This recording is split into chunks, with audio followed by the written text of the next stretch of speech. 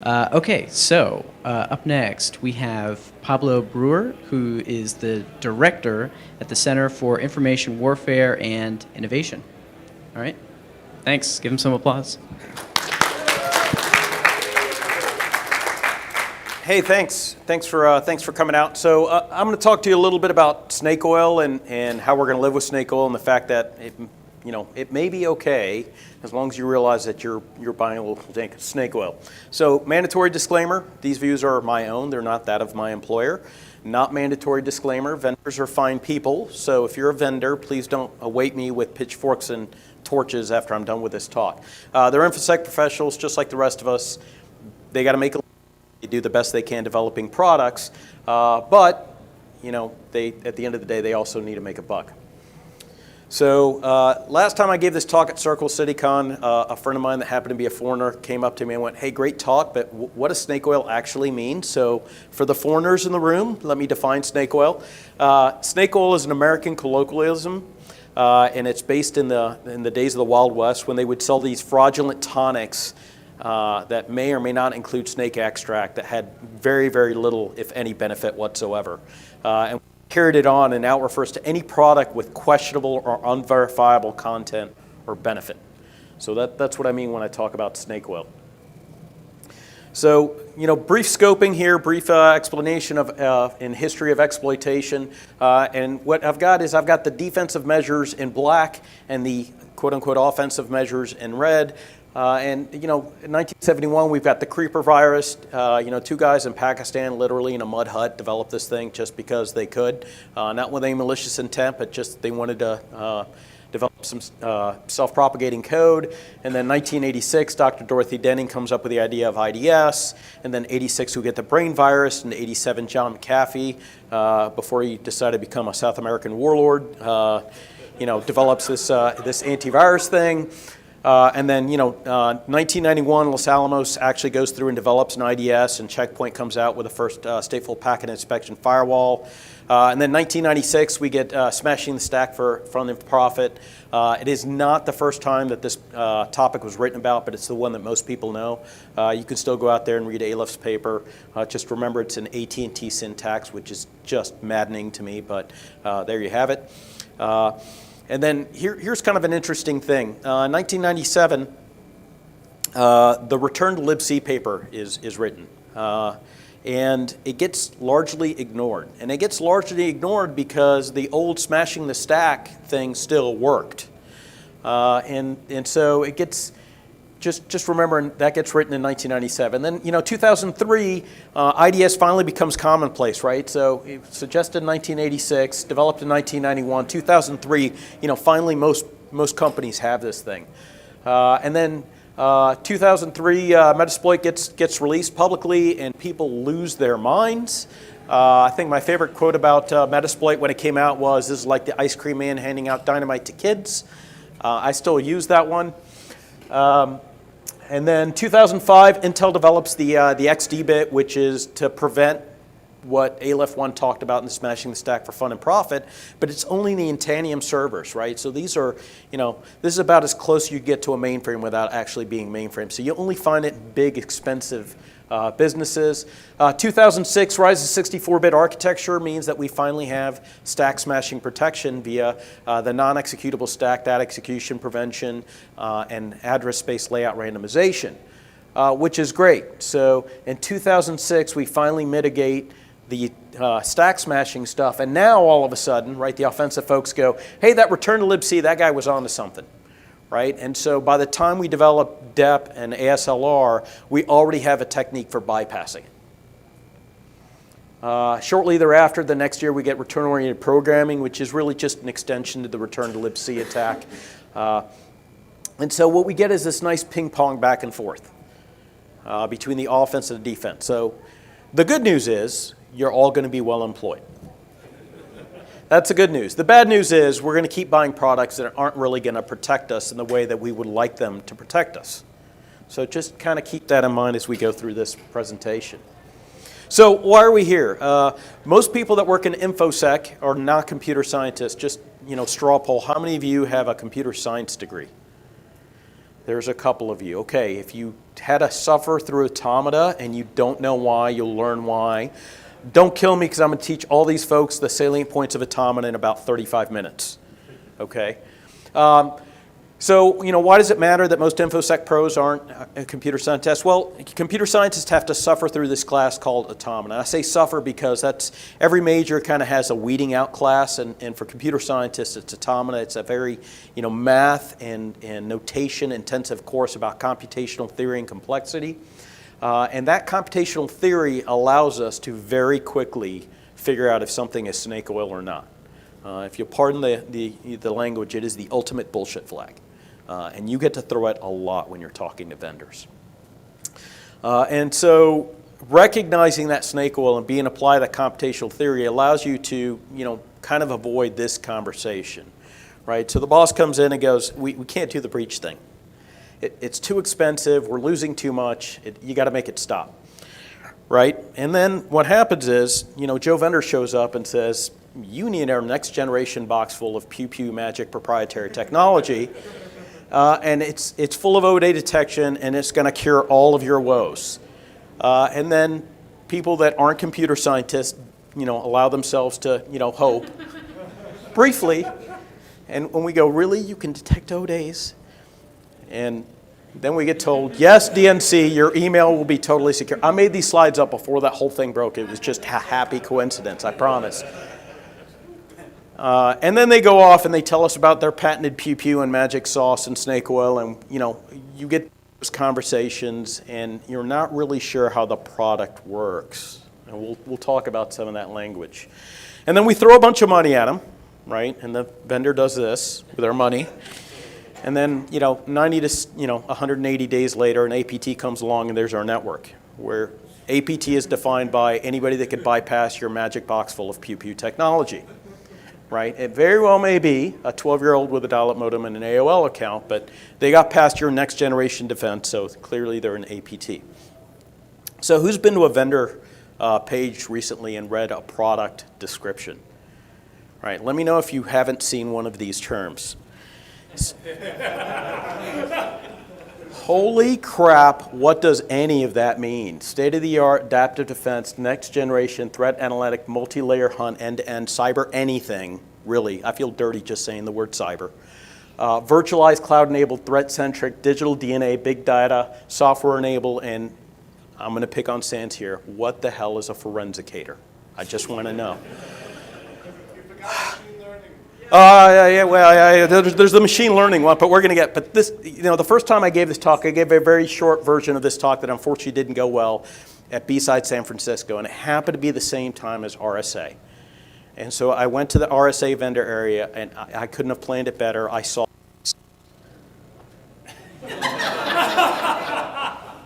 what in the wow world? First of all, the marketing people didn't think this out through very well, right? Because I don't know that I can say COIP in polite company. It just sounds dirty, right? Second of all, cloud, somebody else's computer. Unless you're running Novell NetWare, it's probably going to be over IP. So it just seems a little redundant to me. Anybody here running NetWare or IPX, SPX? I'm just curious. No? All right. You still got, don't laugh, I still have WWIV source code in C on a floppy disk. I still got it, I'm that old. So, when I see cloud over IP, the first thing I think is, cloud is made of servers, and then I look at the vendor kind of like that, right? Because I don't even have words for that kind of language. So how do we get past the marketing speak? Well, we're going to computer science the hell out of it, right? We're going to talk about a little computational theory. So there's this guy, you may have heard of him. His name was Alan Turing, right? And he developed this thing called a Turing machine, which is an abstract machine, a mathematical model, used to prove fundamental limitations on mechanical computing.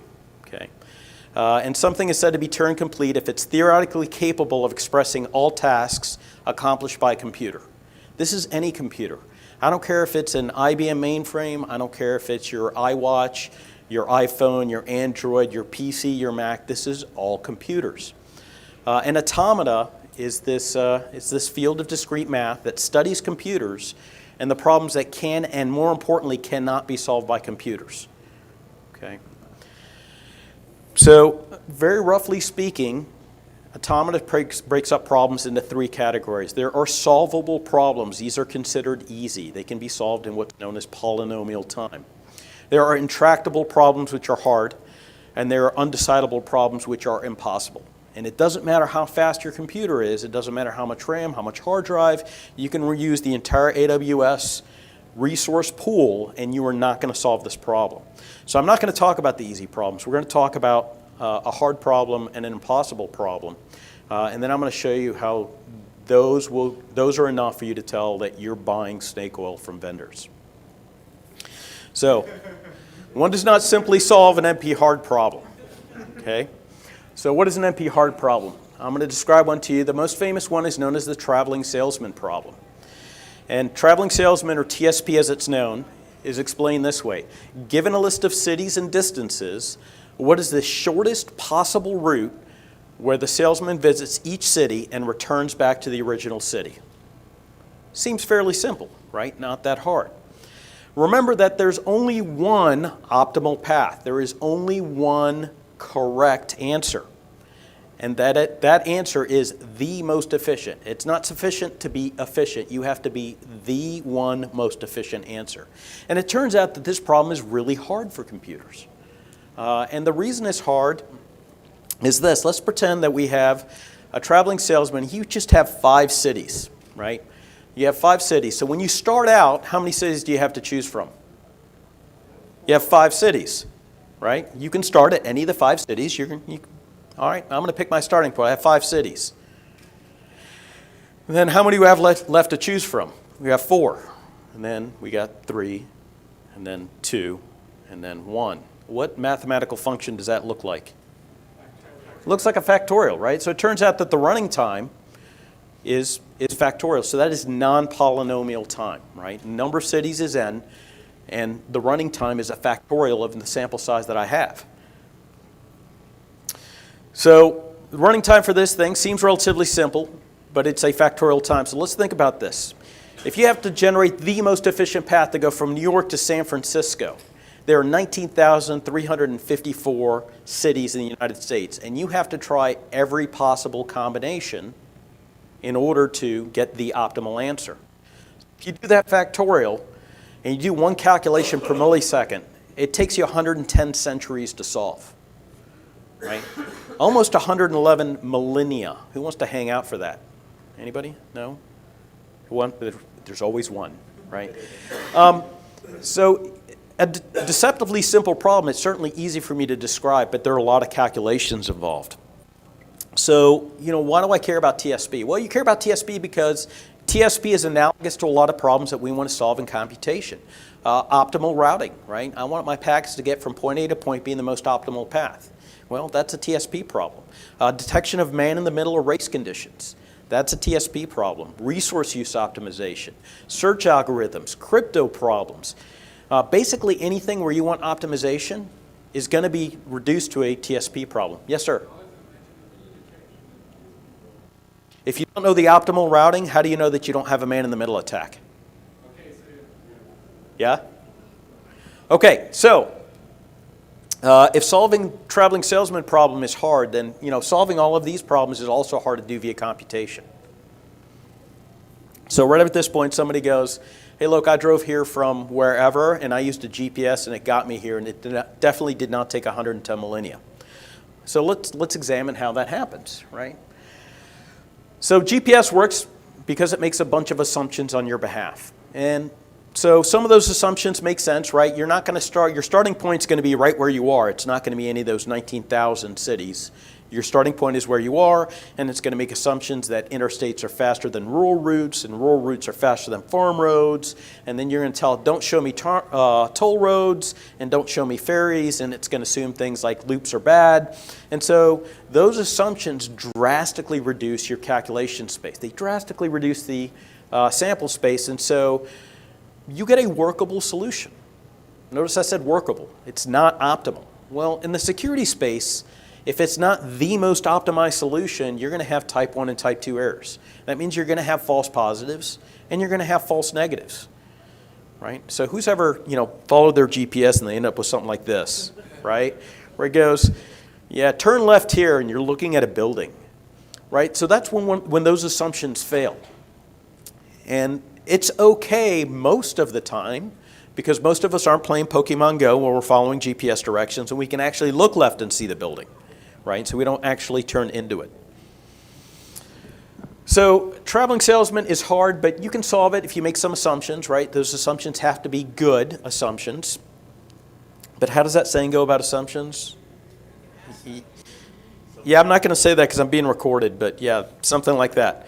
So if the vendor tells you that they're solving a hard problem, they're making assumptions. You probably need to figure out what those assumptions are. So ask the vendor. So that's a hard problem. Who wants to see an impossible problem?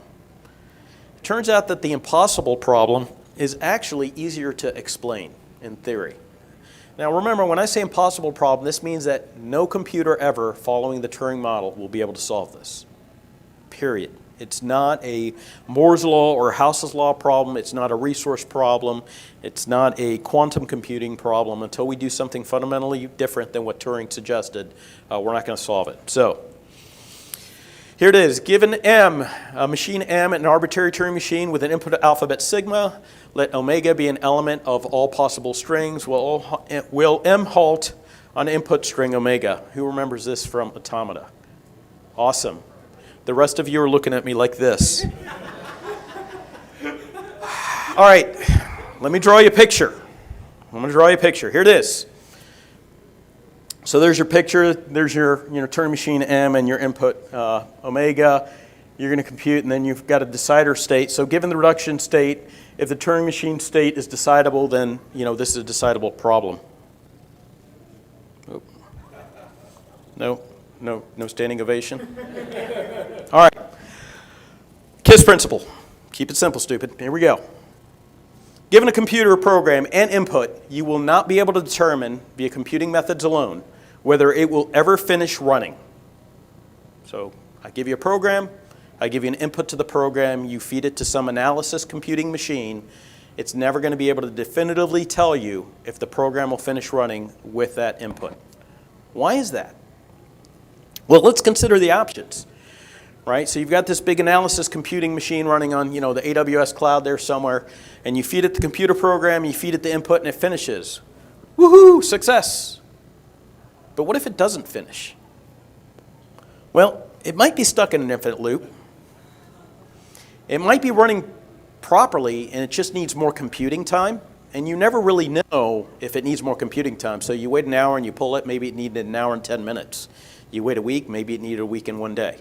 So you never really know, or possibly you just haven't accepted the upgrade to Windows 10. I'm not sure, but either way, you don't know why it didn't finish running. You just know that it hasn't finished running, right? So this is basically a logic problem. There's no way to get around this, and it's not a computing issue. I'm always going to be able to develop some program and some input that's going to run a little bit longer than you're willing to wait. Okay. So certain problems are provably undecidable, therefore impossible by computing. And so they're going to require substantial assumptions to be made. Same thing for hard problems. And so vendors are going to come to you, and they're going to tell you that they solved one of these hard or impossible problems. So can anybody tell me what the halting problem is analogous to? Yeah, antivirus. This code is definitely bad. It's definitely malware. Well, if you've got a signature, then sure, it's malware, but if you don't, then I don't know. I can't tell if it's going to halt, let alone if it's bad. So when they claim they solved a difficult problem, right, hard or impossible, let's assume that they have. I'll give you the benefit of the doubt, right? You're all fine individuals. You're InfoSec professionals like I am. And then I'm going to imagine that I can take that vendor solution and I can package it in a chip. Okay? And then I'm going to use that chip to see if I can solve an undecidable problem. And if I can use your proposed solution to solve an undecidable problem, then I'll have a proof guy contradiction, because I know I can't solve an unsolvable problem. And if your algorithm solves an unsolvable problem, you also didn't solve your problem. Right? So the vendor says, we detect O days. Now, let's be fair to the vendors. I've not heard, actually that's not true. I've heard one vendor actually tell me our new product, our new next generation product solves all O days, finds all O days. Normally, vendors are a little bit smarter than that. They leave themselves out and they say, we detect O-Days. We want to hear we detect all O-Days, but they rarely say that. So let's assume that's true. Let's assume they've got this O-Day detector with this magic inside. And then we're going to put that magic O-Day detector inside of the halting machine. And I'm going to define all halting states as safe code and all non-halting states as malware. Cool, I solved the halting problem. But I can't. I can't solve the halting problem. And if I can't solve the halting problem, then you can't give me an O-Day detector. That's just not how it works. So that's what's called a proof by contradiction. Except that, right, earlier this year, right, April 19th, MIT releases this thing saying, MIT builds an artificial intelligence system that can detect 85% of attacks.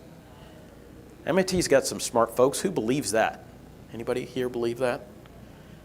All right, so I got forwarded this like by 600 people.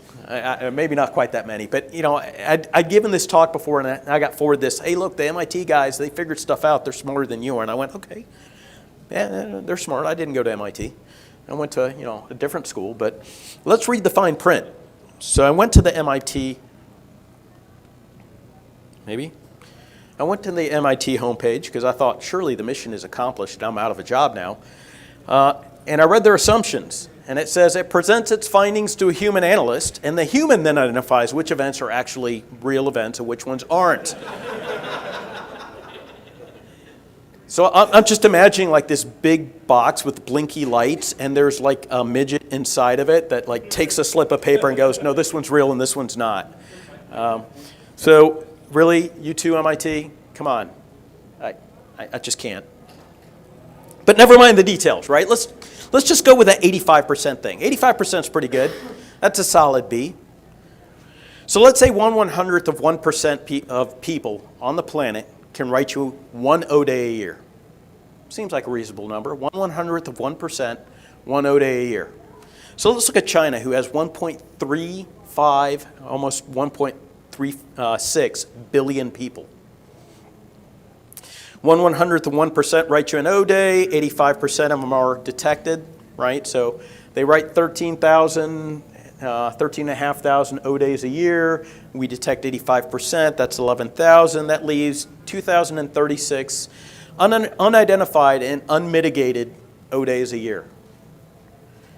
And that assumes that we block 100% of known attacks, that those humans that get that input make instant decisions, and they're always right, because humans are infallible. That's why we have computers. So 85% is really not so good. So what about malicious traffic and TCP/IP? I picked on AV. Let's talk about TCP/IP. So those next generation firewalls. How many next generations are we up to? This is actually my third next generation. So we had the first generation, then we had next generation, which were second generation. I can't wait for the next generation. It turns out the TCP/IP is Turing complete. And Turing complete means the halting problem applies. And if the halting problem applies, you can't look at packets and positively identify all bad traffic. You just can't. It's a halting problem. And so that next generation firewall, it's going to make things a little bit better, right? But it's just not a panacea. It's just different kinds of signatures that are going to be bypassed in new and different ways, or in old and known ways. But if that wasn't bad enough, we've got this thing called the von Neumann architecture. So most commercial systems, and there are one or two exceptions, have this key feature in their architecture where instructions and data share the same code space. And on top of that, instructions and data are represented with the same assembly level language. So given an arbitrary hex 41 in x86 architecture, it may be a capital A, or it may increment the ECX register. And every exploit takes advantage of the fact that you're expecting data and I'm feeding you instructions. In the case of return-oriented programming, the instructions I'm feeding you are jump instructions where I'm going to find arbitrary gadgets of assembly code already existing in your memory space from completely legitimate programs, and I'm going to dynamically build my payload on the fly. So even data execution prevention and address space layout randomization, they're not going to stop. They're not going to stop us. And that's just kind of where we're at today. So It's pitch black, and you're likely to be eaten by a grue. For you old people, there was this text game called Zorik. You should look it up. So here's where we're at. We can't optimize resources because traveling salesman problem says we can't. We can't identify malicious logic because halting problem says we can't. We can't tell if our program will even stop, let alone give us a correct answer, because that's also the halting problem. And it's worse, we can't even tell if what we're reading in memory space is data or if it's an instruction. So anybody want to give up? And the bar's right over there. The bar's right over there. So how do we live with no ODate detection? The vendors will claim they can detect some 0 days using signatures and heuristics, which are really just statistical models, which is fine. The way that they're doing that is they're making assumptions. And they're making those assumptions so they can reduce the problem space so they can give us a workable solution. Again, remember that workable solution is non-optimal, so you're still going to get those false positives and false negatives. So we as consumers of those products, we need to talk to the vendors and we need to ask them, what assumptions are you making? And then we need to validate that the assumptions that they're making are sound and make sense in our operating environment. So let's walk through an example. Vendor walked into my office a couple of months ago and said they have this next generation vector-based algorithm for behavior-based network modeling that can detect all malicious activity on the network. What does that mean? All right, next generation, meaningless marketing term, means nothing, right? It's a null. Behavior-based modeling means heuristics or statistical model, and vector-based algorithm means it's directional. Okay, so is it a valid claim? Absolutely not. They are not going to detect all malicious traffic. Can they detect some malicious traffic? Yeah, probably. Is it useful? I don't know. It depends on your operating environment, but let's see. Let's talk about an ICS SCADA system. Why are we going to talk about an ICS SCADA system? They are a physical system, so there's a computer component and there's a physical component. I don't know anybody that has anything nice to say about the state of security in ICS SCADA. It is horribly, horribly broken. ICS SCADA systems are still learning rules that the PC industry figured out in the early 1980s. They're difficult to patch if they're ever patched, and they're missing traditional defense. So when you look at ICS SCADA, these are all old Motorola controllers, in some cases old ARM controllers. They don't have data execution prevention, they don't have address space layout randomization, they don't have antivirus, they don't have IDS, they don't have any of that stuff that protects us on our Windows and Mac networks. And the protocol, while it's well understood, is still Turing complete. So basically, these ICS SCADA networks are as bad as they're going to get. So let's see if we can make it a little bit better. So what are some protocol assumptions? Well, again, we understand the protocol, but it is Turing complete, so halting problem means we're not going to detect all bad traffic. But ICS is still a fairly robust protocol. We are probably not going to use all of the ICS protocol messages in our own unique implementation. So let's just look for the ones that we're not going to use and cast those out as malicious traffic. I'm also going to make the assumption that my ICS SCADA network is my ICS SCADA network, and so I'm not going to see a whole lot of internet surfing. I shouldn't see any internet surfing. I shouldn't be seeing managed code like Java or Flash or Shockwave or all of those things that get you pwned on a daily basis. And I'm going to assume that I'm not going to have any Pokemon Go on this thing. So those are my protocol assumptions. And then these ICS SCADA have a physical component as well. And so these physical components are pumps and their valves and their pipes and their generators. I mean, these are big honking industrial systems. And those things are engineered to very precise failure tolerances.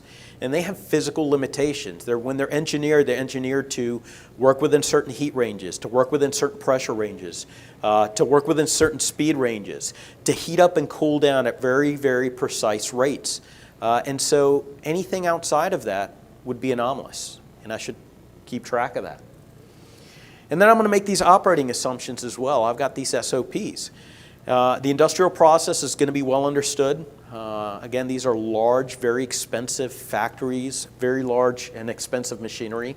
And so we have these standard operating procedures and actions, and anything outside of those actions should be anomalous. Now, there are times when we go into emergency response procedures, and that allows us to break out of our normal SOPs, but again, we should know that we're doing something anomalous. And not every component in my industrial complex needs to talk to every other component. If the wrong valve is trying to send a message to the wrong pump, we've got a problem. And so when you put those three operational circles together with your physical constraints and your valid protocol messages and your procedural constraints, it turns out that really this is the space that we need to operate in. That is really all we need to monitor, which is a heck of a lot less space than all of this. So that vector-based, that heuristic engine, it might be okay. It might make things a little bit better. So key lessons, almost no security problem of real interest can be solved optimally by automation alone. We're going to need security analysts. We're going to need smart people that read our IDSs and IPSs and understand what's really going to go on. We need people that understand the technology and it can actually make sense of what our sensors are telling us. We can solve portions of these problems by making assumptions and understanding the risk.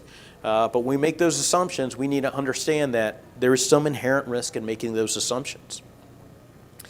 Different vendors are going to make different assumptions. That's actually a good thing for us because I know we've all been hearing defense in depth for a long time, but if you buy multiple vendors and they all make different assumptions, then maybe vendor B can catch an assumption from vendor A. It makes it harder to manage things, I understand that, but it does make things safer and security is not free. Understanding fundamental limits of computing are going to help you identify snake oil. Really, you can get by normally on TSP, von Neumann, and the halting problem. If you understand those three, you can sit across from a vendor and when they tell you that they detect all low days, you can go, really? Halting problem. And if they don't know what that means, tell them to bring you an engineer or computer scientist that does. And automation is great. It's going to help you reduce the noise, but it's just not going to solve the problem for you. So for the vendors, please, please, please be honest in your claims. Send me an engineer or a computer scientist. I have questions. Salespeople are great for touching base with your contacts. They're great for making new connections. They're great for maintaining connections. But if I'm going to spend a lot of money on a product, I want to talk to somebody that can tell me what's under the hood because I want to peek under it and I want to kick the tires. Your assumptions and methodologies, they're not secret sauce. If you need to have your vendor sign an NDA to tell them so that you can tell them how your product works and what assumptions you make, then by all means, I've got no problem signing an NDA, but if you're not telling me these things, I'm probably not going to buy your product. And for goodness sakes, quit selling me marketing speak. I am tired of reading an entire book full of literature and not understanding what your product actually does after it. That next generation cloud-enabled, software-defined, heuristic-based, virtualized, threat-centric, multi-layer, end-to-end, analytics, adaptive cyber defense, cloud over IP pew-pew, not worth the glossy paper it's reading on. And if you think that's overkill, please go read some of these vendor pages. You will get really excited after reading about 2 pages of text and realize that you still have no idea what that product does. So for those of us that buy these products, the vendors actually have some pretty smart solutions, right? But you have to understand what the limitations are. If they're making claims that are too good to be true, they probably are. Ask them how they're reducing the problem space and ask them what assumptions they make, and then more importantly, validate those assumptions. Make sure that the assumptions that they made make sense in your operating environment. Learn which problems can't be solved by computers and which can't be solved easily. And realistically, human operators and hunting combined with defense in depth, it's still your best solution. It's going to be your best solution in 10 years. It's going to be your best solution in 20 years. So the next time a vendor comes to you and tries to sell you Brondo, the Ode mutilator, ask them to tell you again how they solve the halting problem. So with that, are there any questions?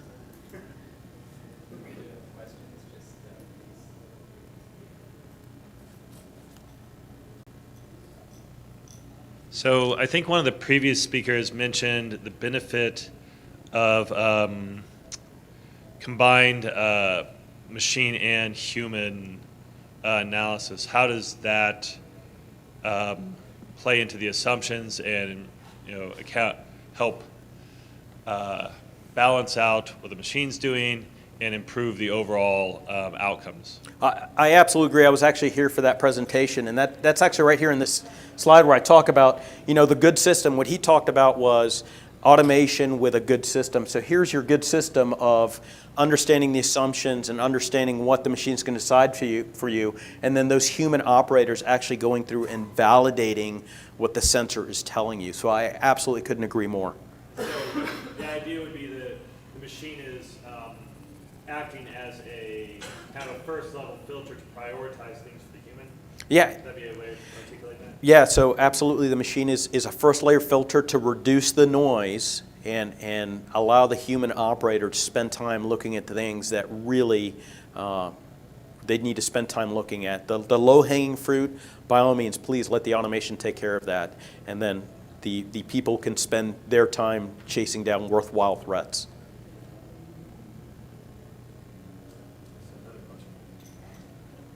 Do humans suffer from the same problems that the machines do as far as the halting problem and such?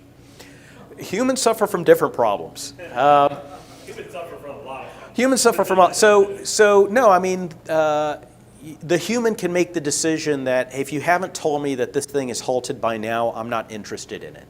A human can make that decision. The machine really can't. The machine can do it if a human tells it to. The problem that humans have is they suffer from boredom, and they suffer from, in some cases, a lack of education and training, and in some cases they suffer from, most of us, a lack of sleep.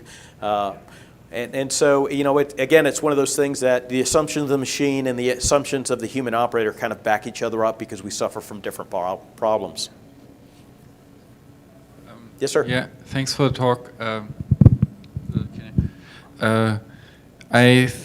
I think you're not really going far enough in your criticism of these products. So I think one big aspect that you haven't mentioned at all is that these products can introduce risks, and these risks increase over complexity. I mean, because what we're seeing with a lot of these next generation things is that these scanning engines become so complex that introduces a whole lot of vulnerabilities. There was some interesting stuff by Tavis Ormandy where he found that some antivirus was kind of emulating what a program would do, and then it would, if it cannot emulate the function, it would call the one from the system, and thereby you could get code execution through the antivirus. And also, like, you're totally right that you're hitting these theoretical borders if you're trying to get a perfect detection, but I don't think you're hitting any theoretical borders to trying to build a system that just doesn't execute foreign code.